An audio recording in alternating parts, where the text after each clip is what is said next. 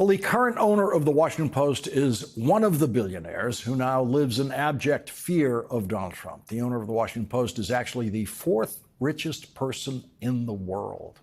And like every fourth richest person in the world, he dreams of becoming the richest person in the world, which could happen if Donald Trump decides to support that billionaire's space exploration company, and if Donald Trump helps that billionaire get an edge in the business development of artificial intelligence. And so the fourth richest person in the world no longer allows the Washington Post to count Donald Trump's lies. During the first Trump presidency, the Washington Post counted 30,573 lies that averaged out to 21 lies a day by Donald Trump. And there were days, remember, when Donald Trump didn't speak at all, didn't post anything at all, like when he had COVID. And that means that there were days when Donald Trump told many more lies than 21. Donald Trump told more than 21 lies this morning when he called into CNBC, as we will hear later in this hour, when we're joined by Nobel Prize-winning economist Paul Krugman. And then Donald Trump took some questions from reporters later in the Eisenhower office building beside the White House. And I leave it to you to decide if this was one of the lies Donald Trump told today. Question: were you aware of and did you personally approve the prison transfer for Ghislaine Maxwell? Answer: I didn't know about it at all. Nope. I read about it just like you did. The only people who can believe that are the people who believe every word Donald Trump says. The next question was, do you believe that she's credible to be listening to? Your Deputy Attorney General sat down with her recently, to which Donald Trump responded, well, let me tell you, he's a very talented man. The reporter, Caitlin Collins of CNN, repeatedly says, but what about her? But what about her? As Donald Trump rambled on about his former criminal defense lawyer, Todd Blanche, who is now the Deputy Attorney General, who Donald Trump claimed today is respected by everybody. Now, I sat in a courtroom in Manhattan and watched Todd Blanche lose in the one criminal trial Donald Trump has faced, where Donald Trump was hit with 34 guilty verdicts on 34 charges because Todd Blanche was the worst lawyer in that room. So no, Todd Blanche is not respected by everybody. That is another lie Donald Trump told when praising his criminal defense lawyer today. The Trump White House is leaking the possibility through various news agencies that a transcript will be released of Todd Blanche's interview with Ghislaine Maxwell. There is no possibility that that transcript will include all of Todd Blanche's communication with Ghislaine Maxwell and her criminal defense lawyer, who is a personal friend of Todd Blanche. As Donald Trump kept rambling about Todd Blanche, and the reporter kept asking, but what about her? Donald Trump ignored that question, what about her, and didn't say a word about Ghislaine Maxwell. This time, Donald Trump did not say, I wish her well, which Donald Trump has said before about the woman who was convicted of recruiting children to have sex with Jeffrey Epstein and sexually abusing those children herself. Tonight, ABC News is reporting, quote, during her 9 hours speaking with Deputy Attorney General Todd Blanche last month, Ghislaine Maxwell said nothing during the interview that would be harmful to President Donald Trump, telling Blanche that Trump had never done anything in her presence that would have caused concern, according to sources familiar with what Maxwell said. That was obviously the mission Donald Trump's criminal defense lawyer embarked on: get Ghislaine Maxwell to say nothing that would be harmful to Donald Trump. And then Ghislaine Maxwell immediately got transferred from a serious federal prison in Florida, meant to house, among others, sex criminals, to the easiest federal custody facility that exists in America for women, which is not meant to house sex criminals like Ghislaine Maxwell. The rules had to be changed by Donald Trump's Justice Department to get Ghislaine Maxwell into that much more pleasant facility that is located in Texas near members of her family.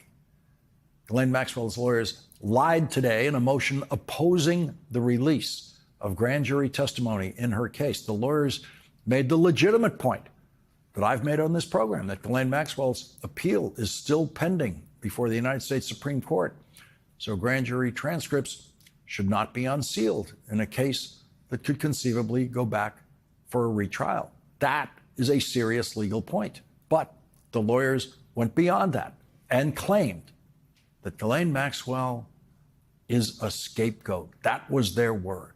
And that's the word that they want out there about Ghislaine Maxwell.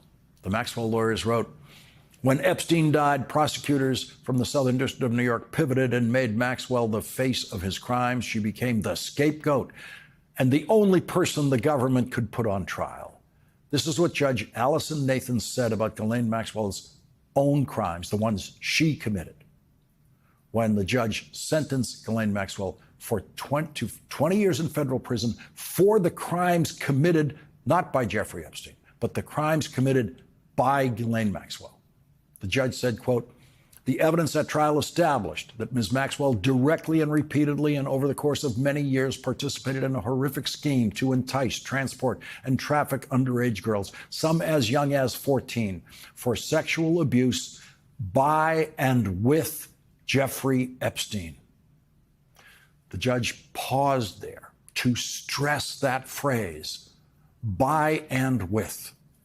The judge said, I will pause on those words for a moment, by and with Epstein. It is important at the outset to emphasize that although Epstein was, of course, central to this criminal scheme, Ms. Maxwell is not being punished in place of Epstein or as a proxy for Epstein. Like every other participant in a multi-defendant case, Ms. Maxwell is being punished for the role that she played in the criminal conduct. As to that role, the trial evidence established that Ms. Maxwell was instrumental in the abuse of several underage girls and that she herself participated in some of the abuse. Ghislaine Maxwell was a child molester. That was proved in her trial. During her sentencing hearing, the prosecutor said that the whole sex trafficking scheme began with Ghislaine Maxwell's recruitment of the first girl enlisted into that scheme. The prosecutor said this about Jeffrey Epstein and his co-conspirator, Ghislaine Maxwell. They were predators together. They molested kids together. And Ghislaine Maxwell's criminal defense lawyers did not say one word in her sentencing hearing to contradict that statement that the prosecutors made. They heard the prosecutors say that, and they didn't say a word about it. No one stood up in that courtroom for Ghislaine Maxwell to say that she did not molest kids. Ghislaine Maxwell spoke at her sentencing hearing herself, and she did not say that she did not molest kids. She heard the prosecutor minutes before her say that about her, say that she molested kids. And when it was her turn to speak, Ghislaine Maxwell did not dispute that statement, that she personally molested kids. And today her lawyers used the word scapegoat. That's the word Donald Trump is going to use and that Todd Blanche is going to use if they are scheming to make Donald Trump's wish come true for Ghislaine Maxwell. Donald Trump said he wishes her well. And the man who wishes her well now has the power to pardon her. The man who wishes her well has the power to release her from prison. And if that's what he's trying to do in exchange for Ghislaine Maxwell, insisting that Donald Trump knew nothing about Jeffrey Epstein's raping of children, then Donald Trump will want to claim that she was just a scapegoat, and that is a lie. Donald Trump now likes to claim that he revoked Jeffrey Epstein's membership in the Mar-a-Lago private club that Donald Trump runs, that he kicked him out. Today, the Daily Beast reports that Jeffrey Epstein remained a member of Donald Trump's club for more than a year after he was first indicted on federal charges of sex trafficking in Florida. The Daily Beast reports the president told reporters that he cut ties with Epstein after the pedophile stole female workers from his exclusive Florida members club. But the revelation that Epstein was allegedly still a member of the club 7 years after Epstein poached Virginia Giuffre from the spa at Mar-a-Lago in 2000 raises questions over Trump's version of events. Epstein was a member of the club until October 2007, more than a year after he was indicted and released on bail, according to the Grifters Club, Trump, Mar-a-Lago, and the Selling of the Presidency. In the footnotes of their book, the team of Miami Herald journalists Sarah Blasky, Caitlin Ostroff, Nicholas Nahamas, and Jay Weaver reported the authors viewed a membership list showing that Epstein's account had been closed. The book reports that the membership log shows his account at the club was closed in October 2007. So 7 years after Ghislaine Maxwell found Virginia Giuffre working at Donald Trump's spa and brought her to Jeffrey Epstein's house the day that she met her at Donald Trump's spa. 7 years after that, Jeffrey Epstein was still a member of Donald Trump's club. A year after he was indicted, Jeffrey Epstein was still a member of Donald Trump's club. And there is no evidence in the records that Donald Trump ended Jeffrey Epstein's membership, that he kicked him out. That might have been Jeffrey Epstein's own decision to close that membership. Today, the Republican chairman of the House Oversight Committee, James Comer, issued subpoenas after they were approved 2 weeks ago by a subcommittee. One subpoena demands the Epstein files from the Justice Department, asking for, quote, all documents and communications relating or referring to Mr. Jeffrey Epstein or Ms.